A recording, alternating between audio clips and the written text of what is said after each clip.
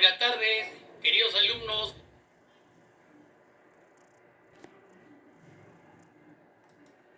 Quienes habla es el profesor de biología, Percy Jiménez Arnau. El día de hoy vamos a tratar sobre la biología y la historia de la biología. El origen de la biología se originó en Grecia. La palabra biología deriva de dos términos griegos, que son bios, vida, y logos, estudio, tratado, que significa el estudio de la vida en sus diferentes manifestaciones. O sea, que estudia a los seres vivos.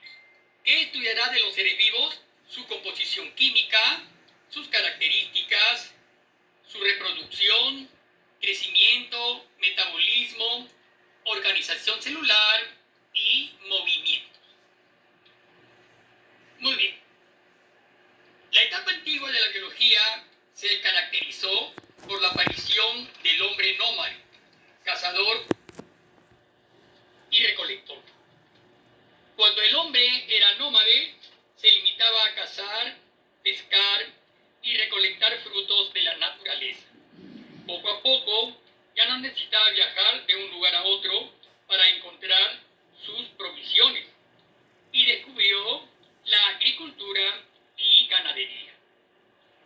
Gracias a su larga experiencia, su gran capacidad de observación y su desarrollo intelectual, el hombre pasó de los conocimientos empíricos a tener un conocimiento científico de la naturaleza. En esta etapa sobresalieron grandes filósofos naturalistas como Aristóteles, llamado el padre de la zoología, y Teofrasto, el padre de la botánica. La edad moderna se inicia con el Renacimiento y dura hasta fines del siglo XIX.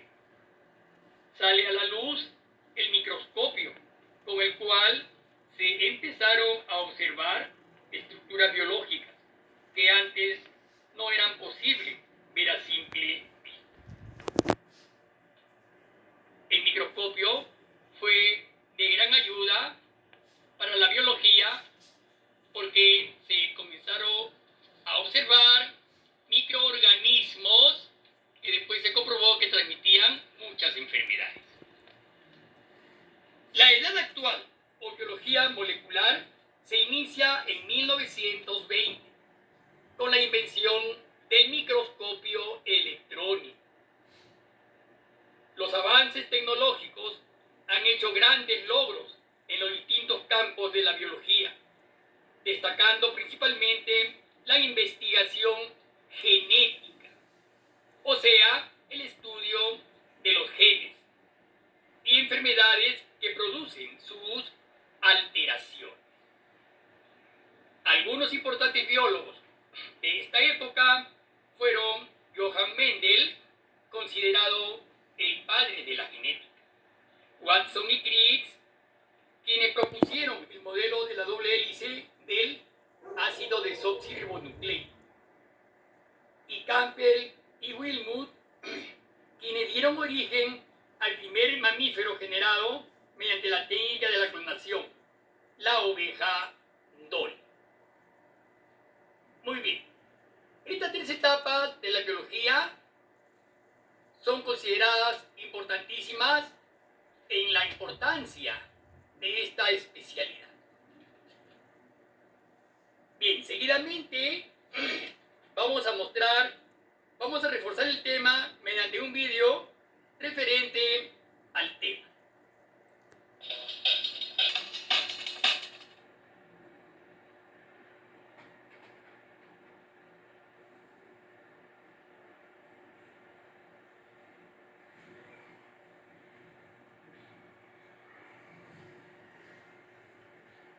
Alrededor de la vida en la Tierra y sus diversas manifestaciones, el hombre ha mostrado un interés permanente, pues su destino como especie se halla unido de muchas maneras con el destino de los seres vivos que lo rodean.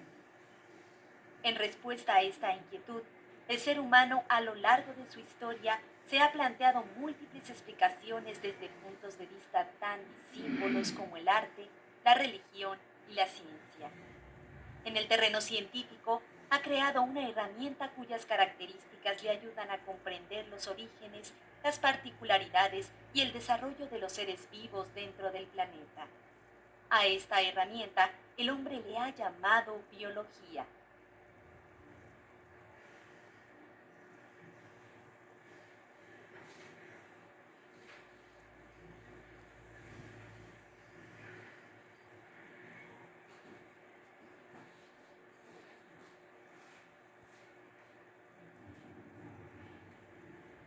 La biología es una ciencia dedicada al estudio de todos los seres vivos que habitan la Tierra, desde los más pequeños hasta los más grandes, desde los más simples hasta los más complejos. A través de la biología, el hombre ha emprendido una extensa búsqueda de las distintas formas de vida que existen en el planeta. Tal aventura comprende no solo aquellos paisajes poblados por especies animales y vegetales cuya presencia captura con facilidad nuestra atención. Los caminos de la biología se bifurcan hasta alcanzar ámbitos que pueden pasar inadvertidos a simple vista. De esta manera, su campo de estudio se extiende hasta fronteras microscópicas, hasta lugares donde la vida parece no existir. Por ejemplo, dentro de una gota de agua es posible encontrar todo un microcosmos de seres unicelulares, entre ellos las bacterias y los protozoarios, como los paramecios. Ahí, en ese ámbito minúsculo, en apariencia insignificante, la biología se abre paso para revelar el comportamiento de seres antes invisibles para el ojo humano. Exuberancia y diversidad. Los seres vivos son un catálogo de formas por momentos verdaderamente extravagantes.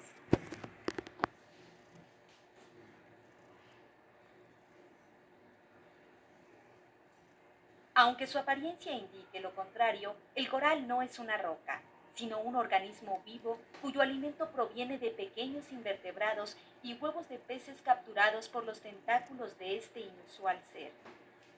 Lo que parece roca en el coral se forma mediante las secreciones producidas por este ejemplar marino. No pertenece al reino de las plantas, es un animal, y su ciclo de vida lo lleva con frecuencia a crear extensas colonias, las cuales reciben el nombre de arrecifes.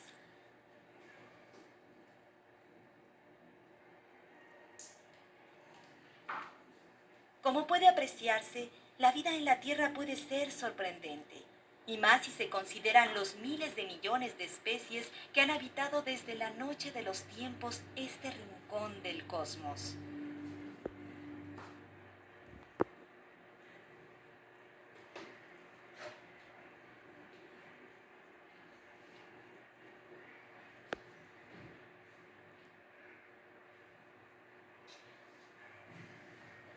Desde su aparición en la Tierra, el hombre tuvo que satisfacer diversas necesidades con el fin de asegurarse la subsistencia. Por ello, sus primeros contactos con los seres vivos se orientaron a cumplir este requerimiento. Plantas y animales le sirvieron en principio de base alimenticia. Sin embargo, comer no era suficiente. La vida misma le exigía protegerse de otros factores, los cuales amenazaban su existencia.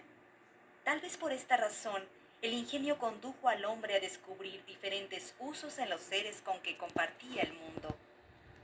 El ser humano necesitó protegerse de las inclemencias del clima. Entonces aprendió a cubrir su cuerpo con las pieles de los animales muertos. Aprendió a protegerse del frío y del calor, de la lluvia, de la nieve, de la intensidad del sol. El reino animal y el reino vegetal le dieron sustento. Se convirtieron en herramientas indispensables para sobrevivir. Desde entonces, el hombre necesitó observar el comportamiento de los seres vivos porque a ellos estaba ligada su propia vida. Su experiencia le enseñó, por ejemplo, a distinguir los frutos comestibles de los no comestibles. Le enseñó también a defenderse de los animales salvajes mediante el empleo de las armas y el fuego. El hombre se descubrió capaz de la memoria y del conocimiento. No le bastó subsistir. Los seres vivos le sirvieron como ornamenta, como inspiración para expresar su situación en el mundo. Asimismo, fueron la materia prima para construir refugios y viviendas. Junto con aquel hombre, nació también la biología.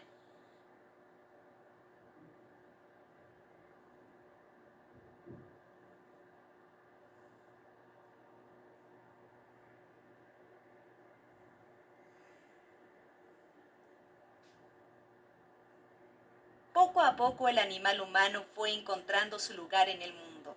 Cuando era nómada se limitaba a cazar, a pescar y a recolectar los frutos de la naturaleza. Viajaba constantemente, en búsqueda de recursos y alimentos. Sin embargo, gracias a la cuidadosa observación de los seres vivos, aprendió a utilizarlos de otra manera.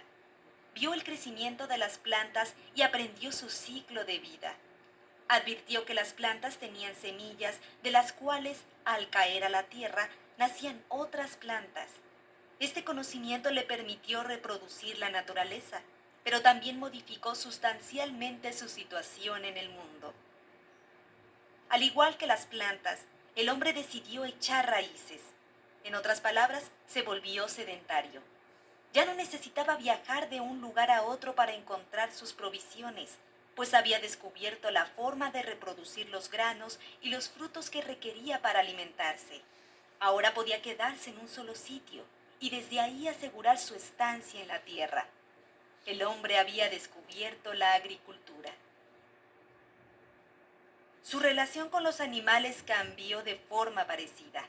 Aprendió a domesticar ciertas especies, a conservarlas junto a él y aprovechar en algunos casos sus productos.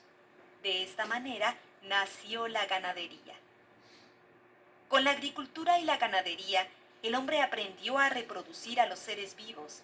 El mundo había dejado de ser un lugar de donde tomaba cosas para convertirse en una suerte de laboratorio, en el cual sus manos ejercían ya cierto dominio. Este cambio en el vínculo del hombre con el mundo le permitió pasar de los conocimientos meramente empíricos a los conocimientos científicos. Contribuyeron a ello su larga experiencia y su memoria, su gran capacidad de observación y su desarrollo intelectual. El acercamiento del hombre con los seres vivos le enseñó a distinguirlos y a clasificarlos. De esta forma les asignó diferentes usos de acuerdo con sus características específicas. Ciertas plantas les sirvieron de medicamento, mientras que otras simplemente adornaron su cuerpo o sus aldeas. Aprovechó de los animales no solo su carne, sino también sus pieles y cornamentas, para fabricar desde vestidos hasta instrumentos musicales.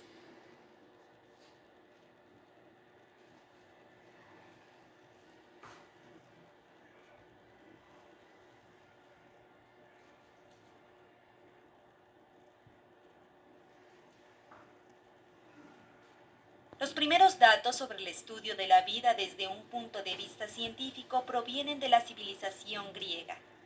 Aristóteles, uno de los pensadores más importantes de la Grecia antigua, se interesó en forma particular por la clasificación de los seres vivos. Sus esfuerzos se orientaron a ordenar y agrupar a las plantas y a los animales según sus características. Se concentró primordialmente en el estudio del reino animal. En torno de este tema, escribió el libro titulado La historia de los animales, por el cual se le considera el fundador de la zoología. Dentro de esta obra planteó clasificaciones basadas en las diferencias y semejanzas de los seres vivos. Así distinguió, por ejemplo, a los animales que tenían sangre de aquellos que no la tenían, y a los ovíparos de los vivíparos. También ordenó a los seres vivos de acuerdo con su simplicidad y complejidad, y los agrupó en una escala a la cual llamó escala nature o escala natural. En la escala natural, Aristóteles colocó en primer lugar el suelo, aunque no es un ser vivo. Después puso a los organismos más pequeños y simples, y a partir de ellos construyó un orden donde seguían los seres más grandes y complejos hasta culminar con la especie humana.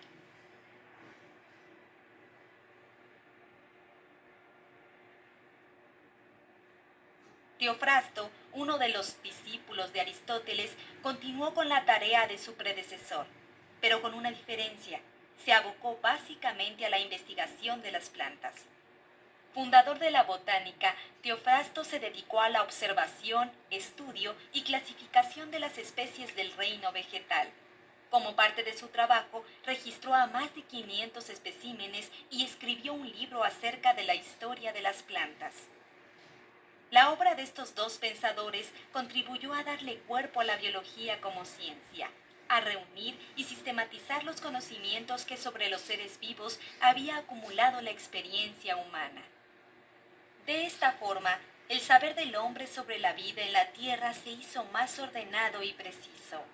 La obra de los griegos permitió esbozar ya un primer mapa sobre la naturaleza y los usos de los animales y las plantas.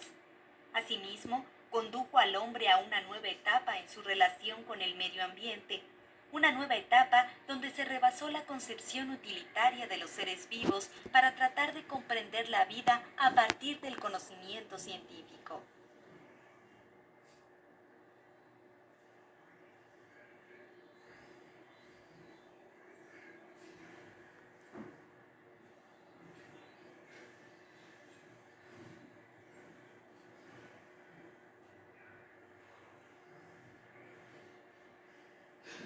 Como puede apreciarse, entre el hombre primitivo y los griegos existen muchas diferencias sobre el conocimiento de los seres vivos.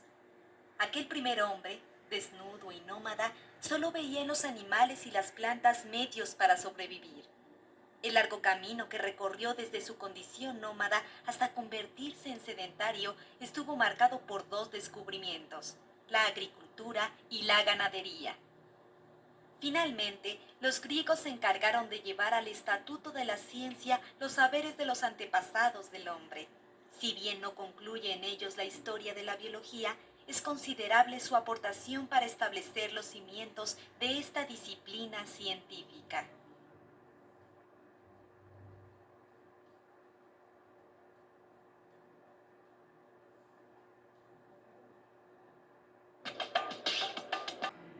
Bueno, alumnos, eso ha sido todo por hoy día.